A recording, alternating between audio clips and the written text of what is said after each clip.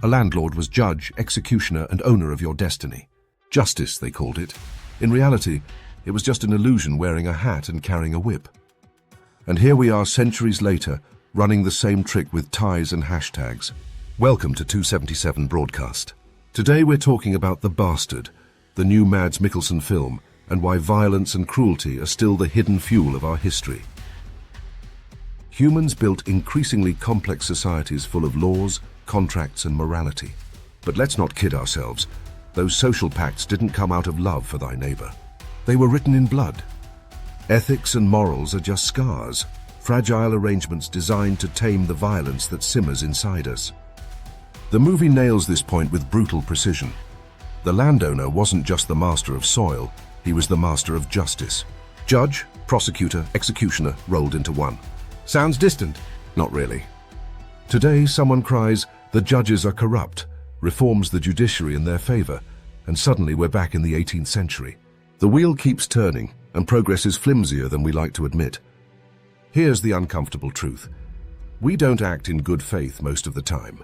We negotiate social roles that stop us from killing each other on sight. And meanwhile, the social contract is under siege from modern hyper-individualism.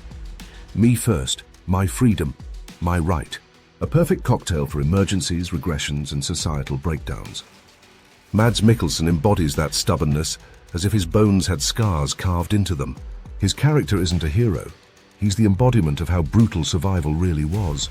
You insisted on living even as cruelty taxed you daily. And cruelty isn't a human invention, it's evolution's memory of scarcity. The world never had enough for everyone, and we're still paying that bill. To be different, historically, was to be segregated. It still is. And dreams, the heroic speeches we love, kill too. Because beneath every epic of progress, there are corpses propping up the story of the greater good. That's the paradox. Since forever, we've celebrated the motto, the end justifies the means. For personal success, it's applauded. For social progress, it's turned into virtue. And the film rubs it in without mercy. In the grand narrative of history, human life doesn't weigh much. That's the reflection. The social contract we defend today was purchased at an obscene price. To unravel it through populism, individualism, or nostalgia is to forget that behind every right there was a massacre. Behind every liberty there was an executioner.